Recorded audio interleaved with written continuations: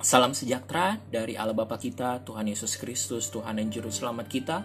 Kembali lagi saat ini kita berjumpa dalam segmen Saya Belajar Alkitab. Kali ini kita sama-sama akan melihat bersama-sama tentang bagian kitab Injil yang pertama, yaitu Matius 1 ayat 1 sampai 17. Yang ada juga Matius adalah kitab pertama di dalam kitab Perjanjian Baru. Di dalam Perjanjian Baru, Matius adalah kitab Injil pertama juga. Pada saat ini kita sama-sama akan belajar, sama-sama akan melihat tentang kitab Matius dari pasal 1 sampai 17 bagian yang pertama. Mari kita mempersiapkan diri kita. Sebelum itu mari kita siapkan hati dan pikiran kita menghadap Tuhan, kita satu di dalam doa. Ya Tuhan, ya Allah Bapa kami yang bertakhta dalam kerajaan surga, segala puji syukur, hormat pujian kami naikkan kehadirat-Mu yang suci kudus atas segala berkat, penyertaan, anugerah keselamatan yang Engkau nyatakan melimpah di dalam hidup kami. Mengucap syukur untuk kesempatan pada saat ini kami semua dapat kembali lagi berkumpul di tempat ini. Berikan kepada kami hikmat, pengertian, agar kami dapat mengerti apa yang menjadi kerinduan hati-Mu. Namun jangan biarkan kami hanya menjadi orang-orang yang tahu, mengerti, tapi biarkan kami bukan saja menjadi pendengar-pendengar firman, tetapi menjadi pelaku-pelaku firman. Inilah doa kami di dalam nama Yesus Kristus, Tuhan dan Juru Selamat kami. Kami berdoa dan mengucap syukur.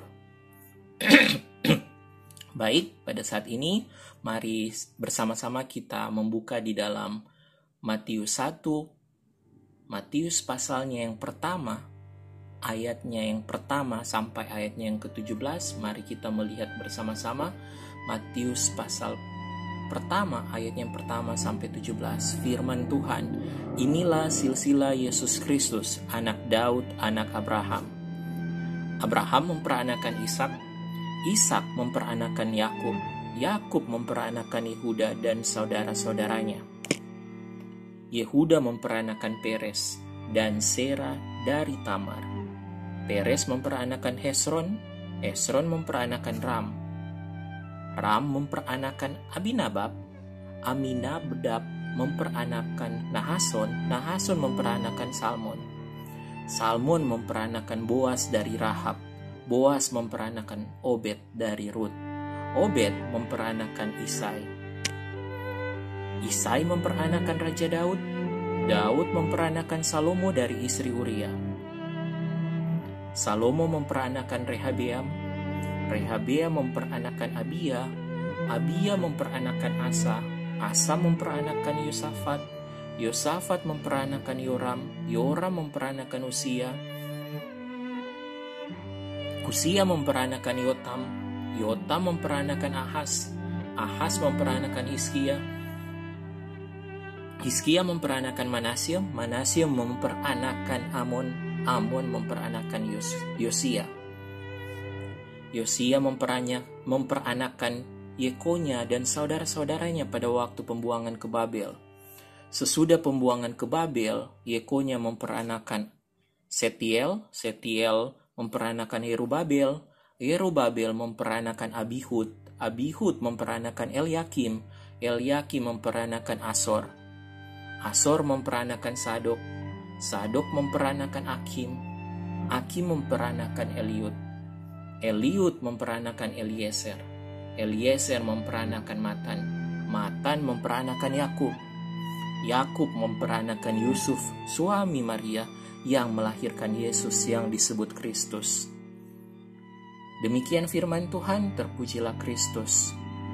Bila kita melihat, kita kali ini akan sama-sama belajar tentang bagian ini di dalam Matius 1 ayat 1 sampai 17. Selanjutnya kita akan melihat terlebih dahulu ayat yang 17 menutup bagian firman ini, firman Tuhan.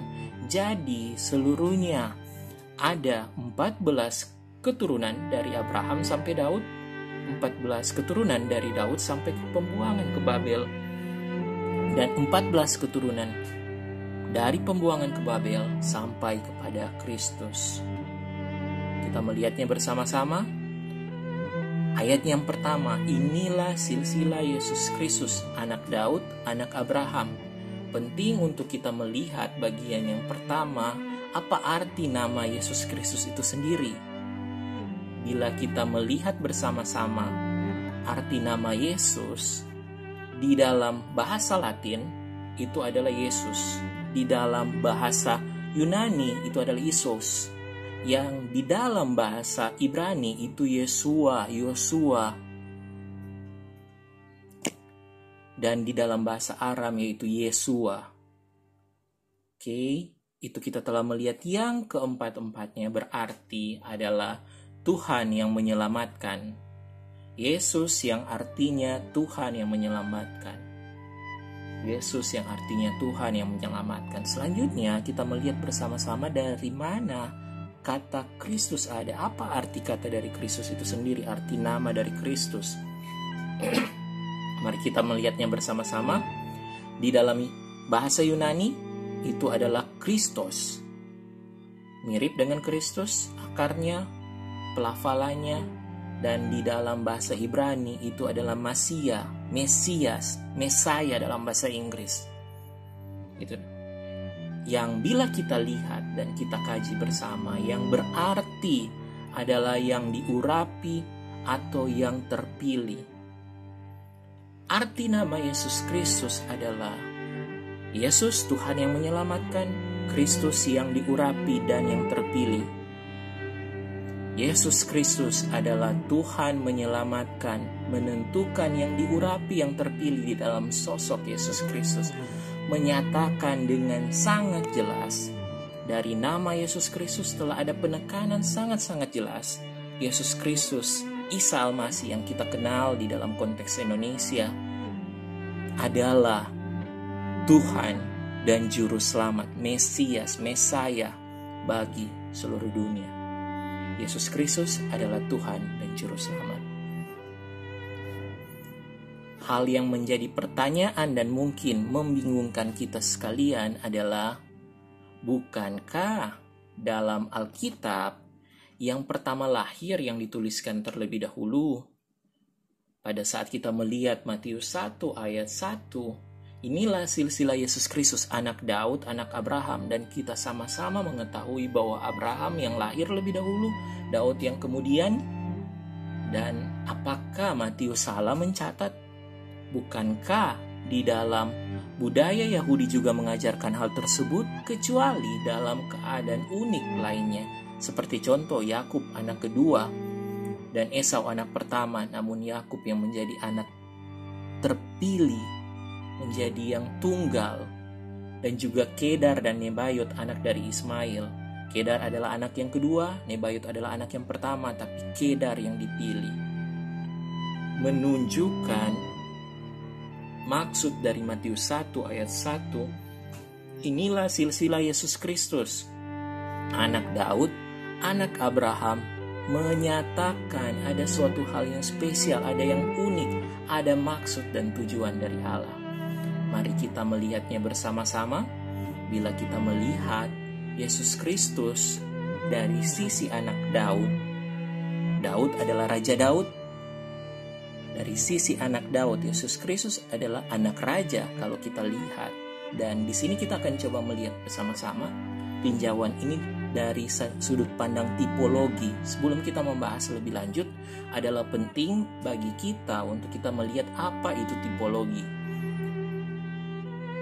Tipologi itu adalah tipologi adalah gabungan dari kata Yunani yaitu tupos dan logos yang berarti adalah tipe-tipe atau prafigur dalam kitab suci, yaitu suatu penelaan perjanjian lama yang cermat, menyatakan unsur-unsur disebut tipe atau lambang yang digenapi di dalam kedatangan Mesias. Dengan simpelnya, bicara tentang tipologi adalah suatu tipe, suatu nubuatan, suatu tanda, pratanda awal bagaimana Mesias akan datang dan digenapi. Mesias yang disebut anak Daud. Mari kita melihat bersama-sama anak Daud. Mari kita melihat di dalam Yesaya 9 ayat 6-7 dan Lukas 1 ayat 32 sampai 33. Kita akan melihat dua bacaan yang diwakilkan di sini, yang terambil dari Perjanjian Lama, Yesaya, dan yang terambil dari Perjanjian Baru, yaitu Lukas, kitab Injil Lukas. Mari kita membukanya bersama-sama. Yesaya 9 ayat 6 sampai 7. Firman Tuhan. Sebab seorang anak telah lahir untuk kita, seorang putra telah diberikan untuk kita, lambang pemerintahan ada di bahunya, dan namanya disebut orang Penasehat Ajaib, Allah yang perkasa, Bapa yang kekal, Raja Damai. Besar kekuasaannya dan damai sejahtera tidak akan berkesudahan di atas takhta Daud dan di dalam kerajaannya, karena ia mendasarkan dan mengokohkannya dengan keadilan dan kebenaran dari sekarang sampai selama-lamanya. Kecemburuan Tuhan semesta alam akan melakukan hal ini. Selanjutnya kita melihat di dalam Lukas 1 ayat 32 sampai 33, firman Tuhan, ia akan menjadi besar dan akan disebut anak Allah yang maha tinggi. Dan Tuhan Allah akan mengaruniakan kepadanya takhta Daud, bapa leluhurnya, dan ia akan menjadi raja atas kaum keturunan Yakub sampai selama-lamanya, dan kerajaannya tidak akan berkesudahan. Suatu hal yang sangat menarik, bahwa di dalam Yesaya telah dibuat nubuatan tentang kedatangan Mesias, tentang kedatangan Juru Selamat, tentang datang seorang anak yang akan lahir bagi kita. Seorang putra telah diberikan kepada kita, lambang pemerintahan ada di bahunya, dan namanya disebut orang Penasehat Ajaib, Allah yang perkasa, Bapa yang kekal, Raja Damai. Dan ia akan mengokohkan kerajaan di atas takhta Daud itu dengan keadilan dan kebenaran dari sekarang sampai selama-lamanya. Menyatakan adalah suatu hal yang masuk logika, masuk akal, bila mana Yesus Kristus adalah Tuhan. Allah sendiri dalam Perjanjian Lama telah sangat jelas menubuatkan di dalam Yesaya bahwa Juru Selamat dunia, Allah yang perkasa, Penasehat yang ajaib, Bapa yang kekal, Raja Damai itu akan menjadi seorang anak untuk lahir bagi kita, seorang putra untuk diberikan bagi kita, agar kita dapat diselamatkan, agar kerajaan takhta Daud dapat dikokohkan dan ditegakkan di seluruh dunia. Dan hal itu benar-benar tergenapi di dalam Lukas 1 ayat 32. Bahwa Yesus Kristus akan menjadi besar dan akan disebut anak Allah yang maha tinggi. Dan Tuhan Allah akan mengaruniakan kepadanya takhta Daud, bapa leluhurnya. Dan ia akan menjadi raja atas kaum keturunan Yakub sampai selama-lamanya. Dan kerajaannya tidak akan berkesudahan. Suatu hal yang sangat menarik, bahwa nubuatan yang disampaikan dalam Perjanjian Lama telah nyata, telah teruji, telah terbukti, telah hadir bagi kita. Yesus Kristus adalah penggenapan dari nubuatan itu. Mari kita melanjutkannya. Kita telah jelas kenapa pentingnya inilah silsilah Yesus Kristus, anak Daud, anak Abraham. Kenapa anak Daud yang pertama? Karena menekankan Yesus Kristus adalah Raja di atas segala raja. Mari kita melihat bersama-sama ada tipologi yang kedua dalam bagian ini. Bila kita melihat bersama-sama bicara tentang anak Daud, semua orang pasti akan ingat tentang satu raja ini yang terkenal, Raja Salomo. Mari kita sama-sama akan membuka di dalam Yeremia 23 ayat 5 dan 2 Samuel 7 ayat 12 sampai 16. Mari kita melihatnya. Yeremia 23 ayat 5 dan 2 Samuel 7 ayat 12 sampai 16. Sesungguhnya waktunya akan datang, demikianlah firman Tuhan, bahwa aku akan menumbuhkan tunas adil bagi Daud. Ia akan memerintah sebagai raja yang bijaksana dan akan melakukan keadilan dan kebenaran di negeri. Di dalam 2 Samuel 7 ayat 12, apabila umurmu sudah genap dan engkau telah mendapat perhentian bersama-sama dengan nenek moyangmu, maka aku akan membangkitkan keturunanmu yang kemudian. anak kandungmu, dan aku akan mengokohkan kerajaannya. Dialah yang akan mendirikan rumah bagi namaku, dan aku akan mengokohkan takhta kerajaannya untuk selama-lamanya. Aku akan menjadi bapanya dan ia akan menjadi anakku. Apabila ia melakukan kesalahan, maka aku akan menghukum dia dengan rotan yang dipakai orang dan dengan pukulan yang diberikan anak-anak manusia. Tetapi kasih setiaku tidak akan hilang daripadanya, seperti yang kuhilangkan daripada Saul, yang telah kujauhkan dari hadapanmu. Keluarga dan kerajaanmu akan kokoh untuk selama-lamanya di hadapanku. Takhtamu akan kokoh untuk selama-lamanya. Suatu hal yang menarik di dalam Perjanjian Lama di kitab Yeremia dan 2 Samuel ini, kita melihat ada nubuatan dijanjikan bahwa ada tunas adil bagi Daud. Ia akan memerintah sebagai raja yang adil dan bijaksana, melakukan keadilan dan kebenaran di negeri. Dan dia akan mendirikan rumah bagi nama Tuhan. Dan keluarga dan kerajaan Daud ini akan kokoh untuk selama-lamanya di hadapanku. Takhtamu akan kokoh untuk selama-lamanya. Bila kita melihat dalam sosok Salomo, kita tahu Salomo yang mendirikan bait suci Yerusalem. Kita juga tahu Salomo adalah anak Daud. Kita juga tahu dia adalah yang paling berhikmat di antara segala raja yang pernah ada di dunia ini. Tapi kita juga tahu satu hal fakta yang penting, bahwa takhta kerajaan Daud akan tetap sampai selama-lamanya. Dan kita tahu Salomo kerajaannya hancur. Namun janji Tuhan tetap dinyatakan, dan nyatanya itu adalah bicara tentang nubuatan yang ditujukan pada tunggul Daud, tunas Daud, anak Daud, yang digenapi di dalam nama Yesus Kristus, Tuhan dan Juru Selamat kita, Isa Al-Masih. Mari kita melihat selanjutnya. Telah jelas Daud, Salomo tipologi penting dalam anak Daud di dalam silsilah Yesus Kristus ini. Mari kita melihat selanjutnya tipologi yang ketiga dalam bagian ini, yaitu singa Yehuda. Pada saat bicara tentang raja, ada tipologi penting tentang singa Yehuda. Bicara tentang Yehuda, semua orang tahu Yehuda adalah anak dari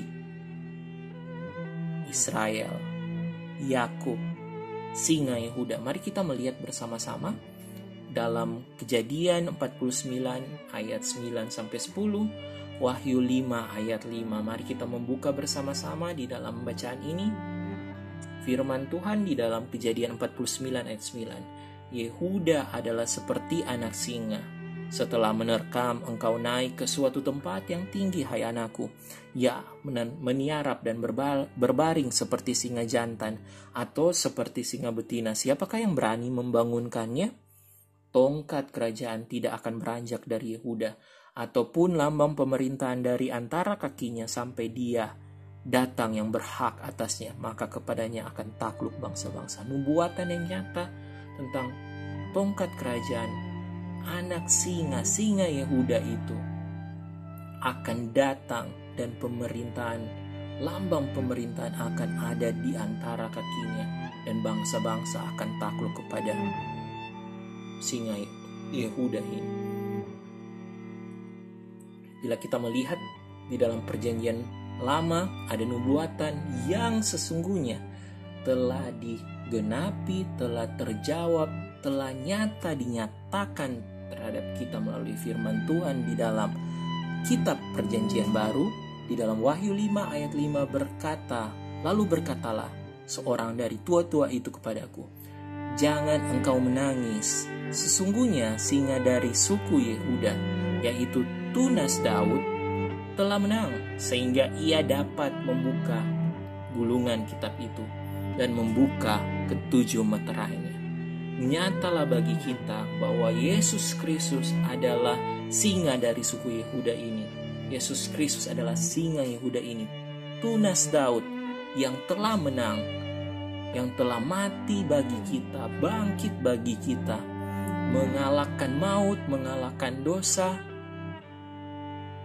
menyatakan tugas agar kita saling mengasihi, perintah agung, hukum kasih yang ada, memberikan mandat agung, amanat agung sebelum dia naik ke sorga, yaitu agar kita pergi jadikanlah semua bangsa muridku. Dan kalau Roh Kudus turun atas kita akan menjadi berkat, menjadi kesaksian, menjadi saksi bagi Yerusalem kita dan Samaria kita, bagi Yerusalem kita dan Yudea kita dan Samaria kita, dan sampai ke ujung bumi.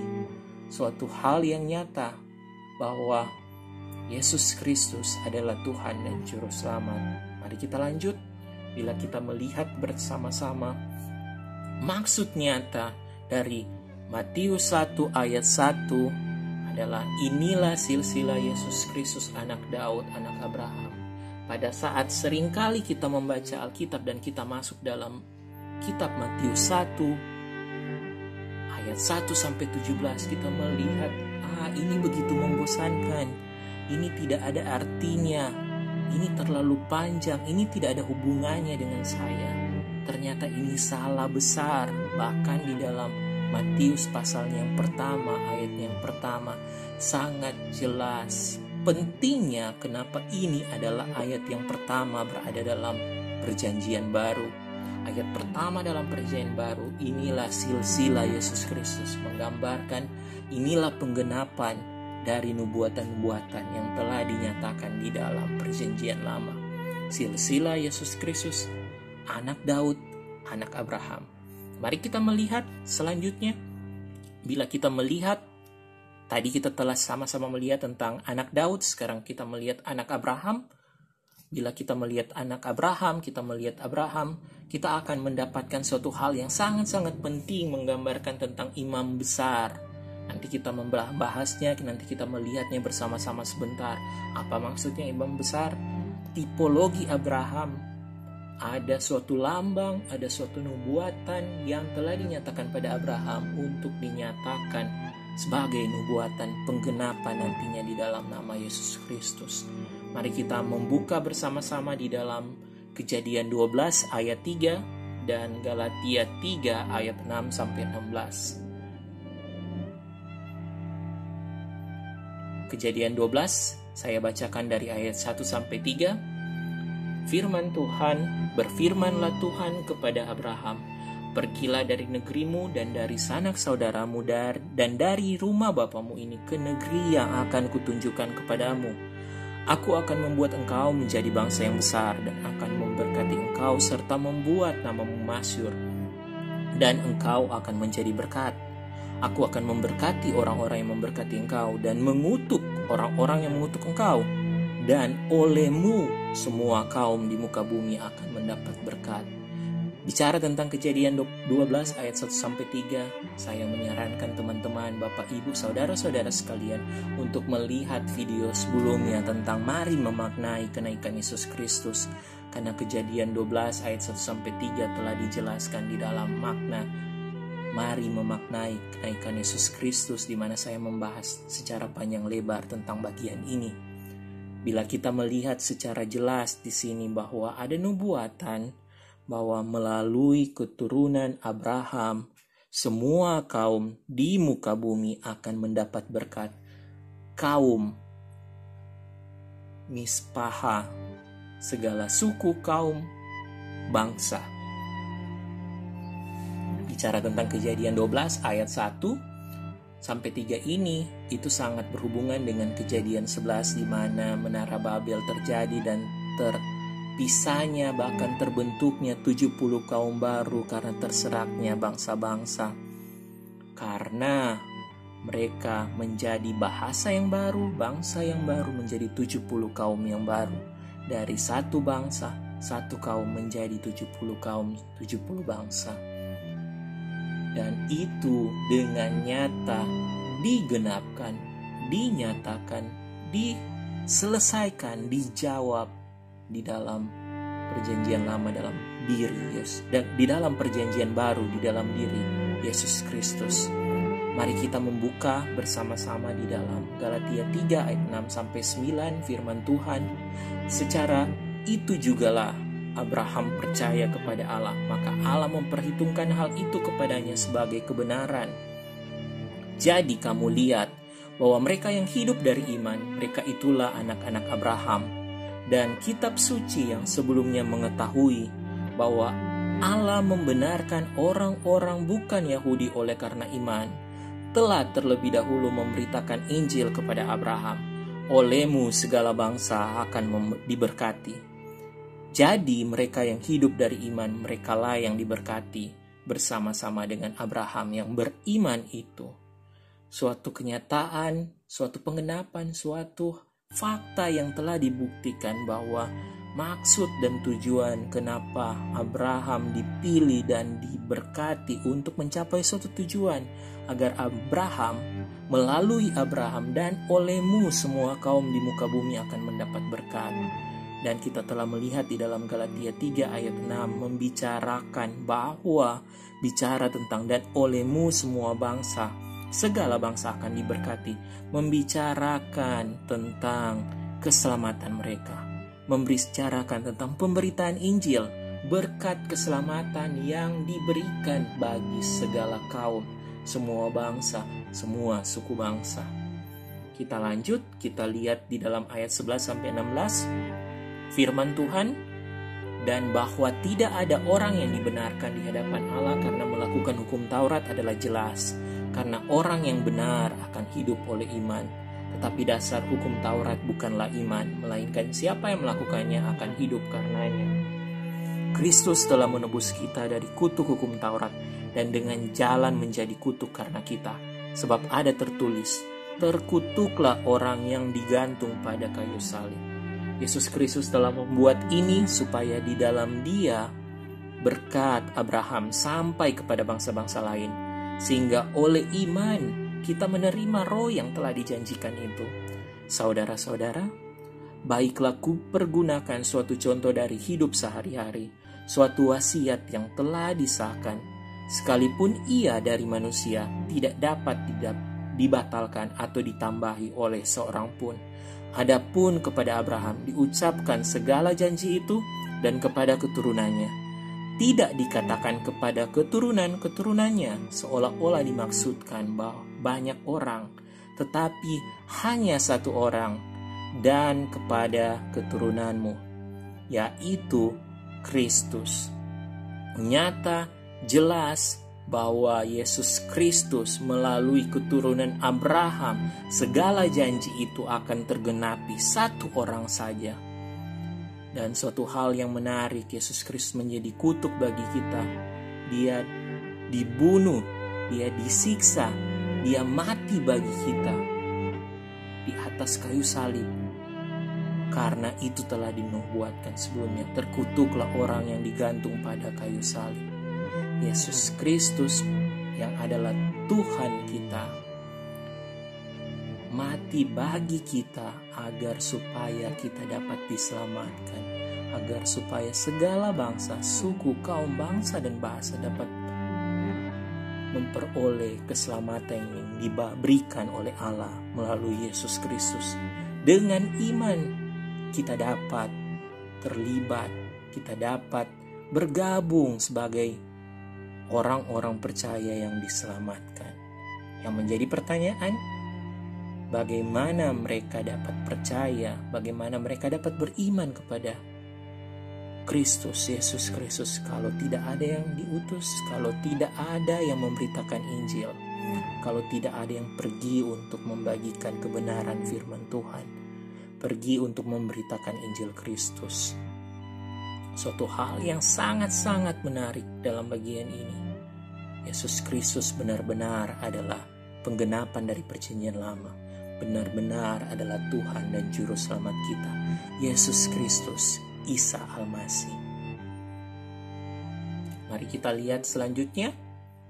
Telah nyata bagi kita bahwa anak Abraham, tipologi tadi telah kita melihat. Bicara tentang anak Abraham, kita akan mengingat satu anak Abraham, anak perjanjian antara Abraham dengan Allah, Allah dengan Abraham, yaitu Ishak. Mari kita melihat bersama-sama di dalam Kejadian 22 ayat 2, 7, 8, dan 13. Saya memohon, saya menyarankan kepada Bapak Ibu, teman-teman, saudara-saudara sekalian agar dapat membaca ini secara pribadi nanti, secara utuh di dalam Kejadian pasal yang ke-22 agar dapat melihat konteks utuhnya. Kita akan membaca bagian-bagian ayat dari ini. Mari kita membukanya bersama-sama. Mari kita membacanya. Firman Tuhan di dalam Kejadian 22 ayat yang kedua. Firman-Nya, ambillah anakmu yang tunggal itu yang engkau kasihi, yakni Ishak, pergilah ke tanah Moria dan persembahkanlah dia di sana sebagai korban bakaran pada salah satu gunung yang akan kukatakan kepadamu. Lalu berkatalah Ishak kepada Abraham, ayahnya di dalam ayat yang ke-7. Lalu berkatalah Ishak kepada Abraham, ayahnya, "Bapa," sahut Abraham, "Ya anakku." Bertanyalah ia, "Di sini sudah ada api dan kayu, tetapi di manakah anak domba untuk korban bakaran itu?" Ayatnya yang ke-8, firman Tuhan, sahut Abraham, "Allah yang akan menyediakan anak domba untuk korban bakaran baginya, anakku." Demikianlah keduanya berjalan bersama-sama. Dan bila kita melihat di dalam ayat 13 firman Tuhan, lalu Abraham menoleh dan melihat seekor domba jantan di belakangnya, yang tanduknya tersangkut dalam belukar. Abraham mengambil domba itu, lalu mengorbankannya sebagai korban bakaran pengganti anaknya. Suatu hal yang luar biasa kita melihat bersama-sama di dalam Kejadian pasal 22 ini. Pada saat Allah menguji iman Abraham, pada saat Allah menguji manakah yang Abraham kasihi, manakah Abraham menjadikan yang pertama dan terutama, yang terutama dalam hidupnya, Allahnya atau pemberian dari Allahnya, yaitu Ishak, anak perjanjian itu. Maka kita melihat di dalam ayat 2, Allah berfirman agar Abraham mengambil anak yang tunggal itu, anak perjanjian itu, yakni Ishak, untuk pergi ke tanah Moria dan menjadikan Ishak, mempersembahkan Ishak sebagai korban bakaran untuk Tuhan. Menarik, di ayat 3 kita akan melihat bagaimana Abraham dengan setianya keesokan hari pagi-paginya Abraham pergi. Ketaatan iman yang luar biasa yang dimiliki oleh Abraham. Adakah Abraham stres? Adakah Abraham sedih? Pasti dia sangat menyayangi Ishak. Dia sudah menanti-nantikan anak perjanjian ini. Tapi dia tahu itulah adalah hadiah yang diberikan Allah. Tidak mungkin dia menggantikannya dengan Allahnya itu sendiri.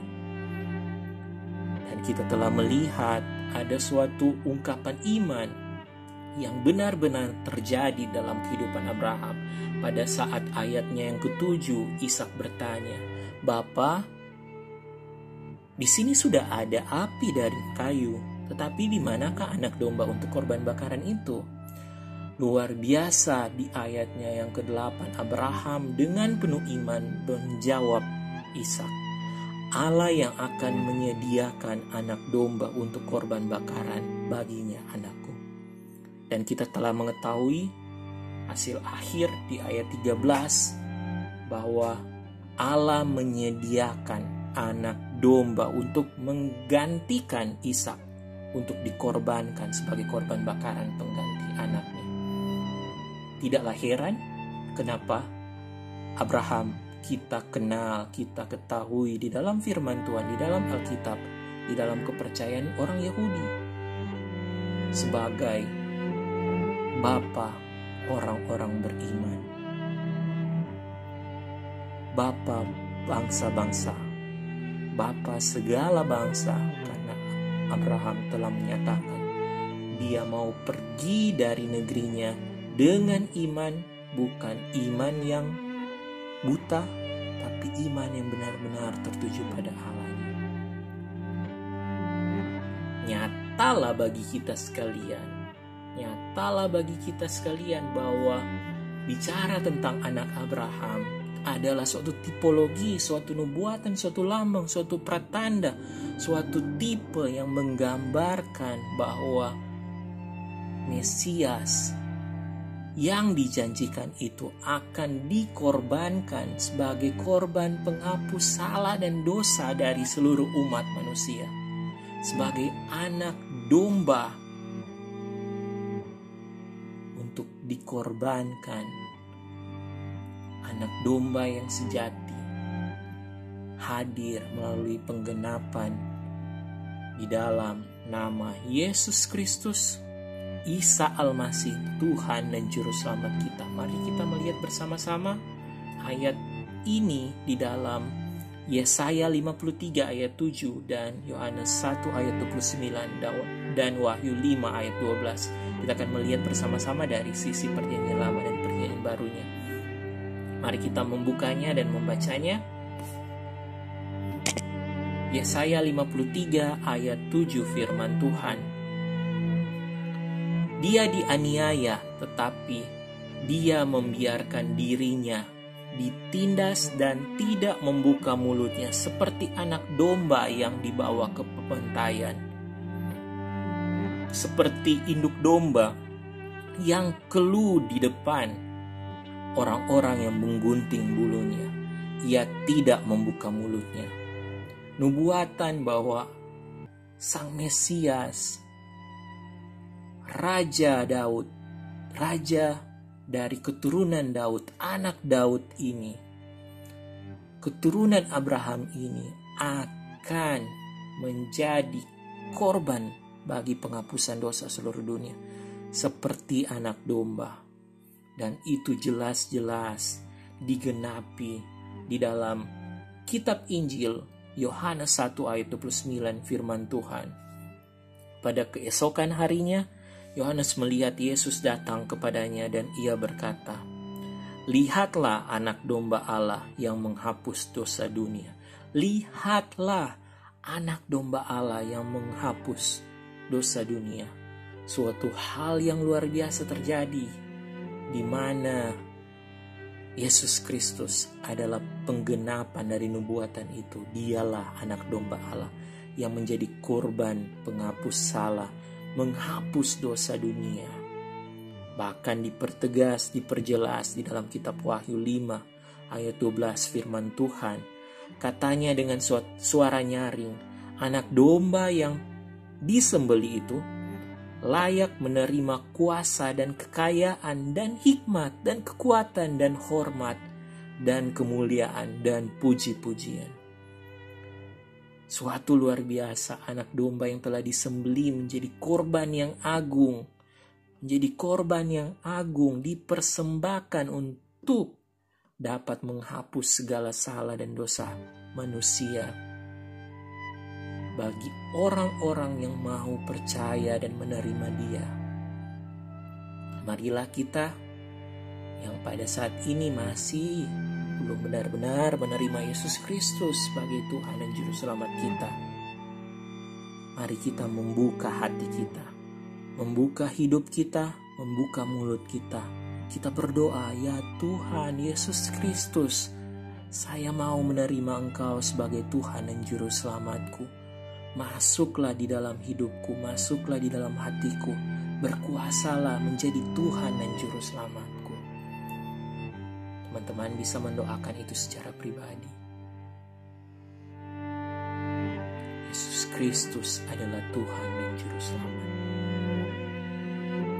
Nyatalah bagi kita bahwa kenapa di dalam Matius 1 ayat 1 dikatakan inilah silsilah Yesus Kristus, anak Daud yang terlebih dahulu, barulah anak Abraham.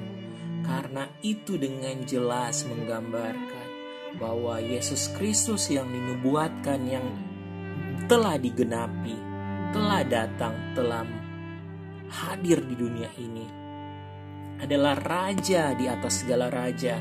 Dan Raja di atas segala raja ini, Tuhan di atas segala Tuhan ini, rela mati, dikurbankan mempersembahkan hidupnya untuk menjadi korban penghapus salah bagi dunia, bagi semua orang. Ingat firman Tuhan, karena semua orang telah berbuat dosa dan telah kehilangan kemuliaan Allah.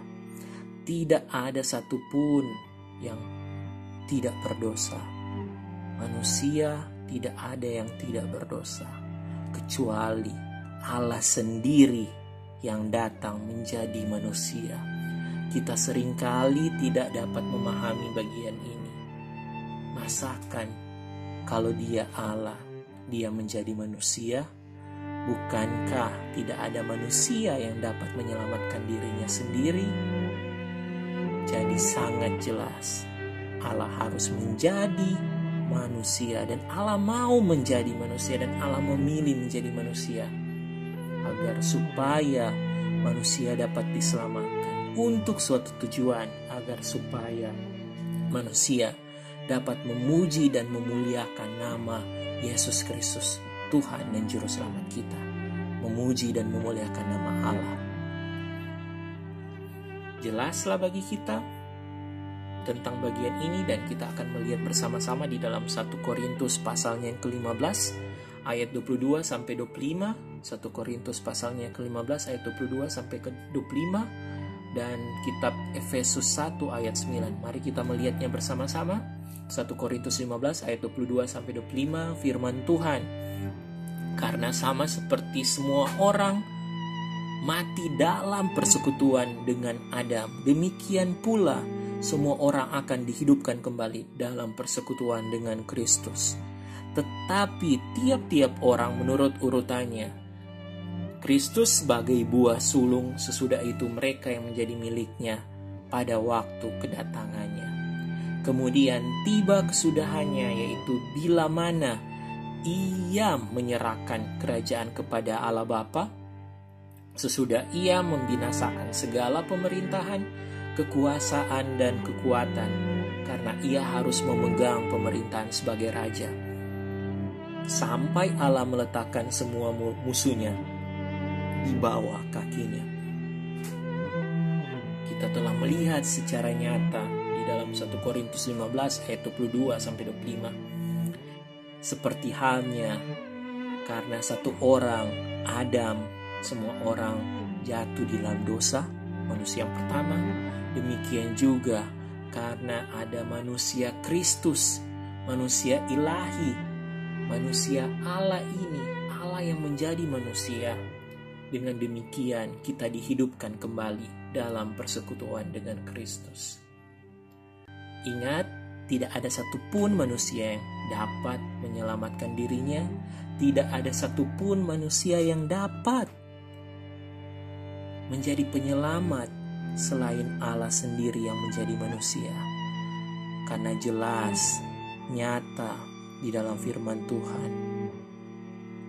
Karena itu haruslah kamu sempurna, sama seperti Allah itu adalah sempurna.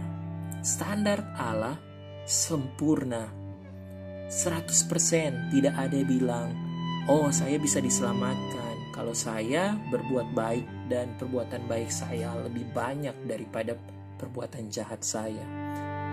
Adakah yang bisa membayar Tuhan? Standar Tuhan nyata, sempurna, 100%, tidak ada dosa. Untuk dapat menyelamatkan manusia, haruslah manusia yang tidak berdosa itu mati bagi seluruh manusia yang ada.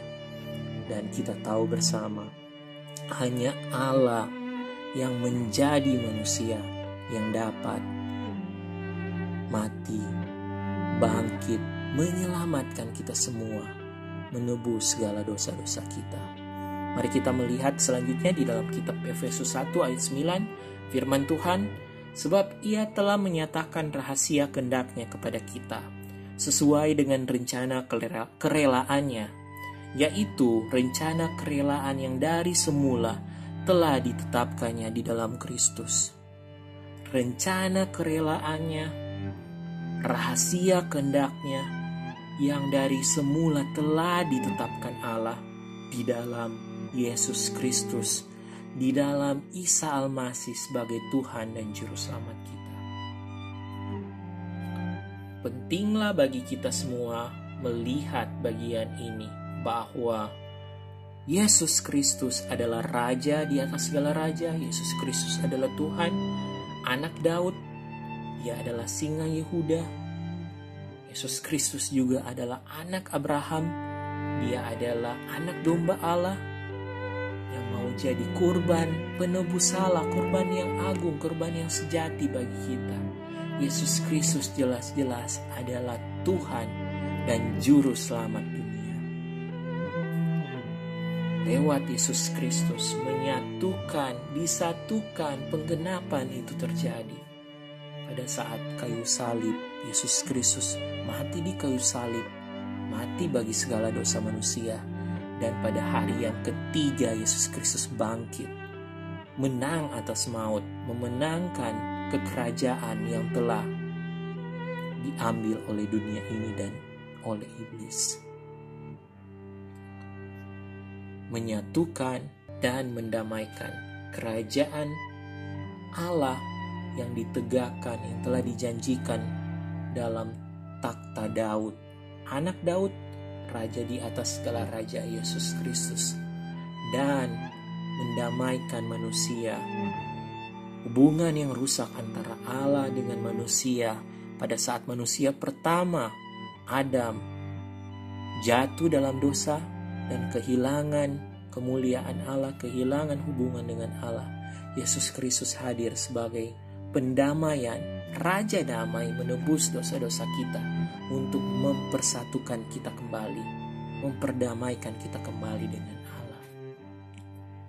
Luar biasa sekali, suatu anugerah yang besar pada saat kita melihat Yesus Kristus adalah Anak Daud, Anak Abraham, menyatakan Dia sungguh-sungguh adalah Tuhan dan Juru Selamat kita.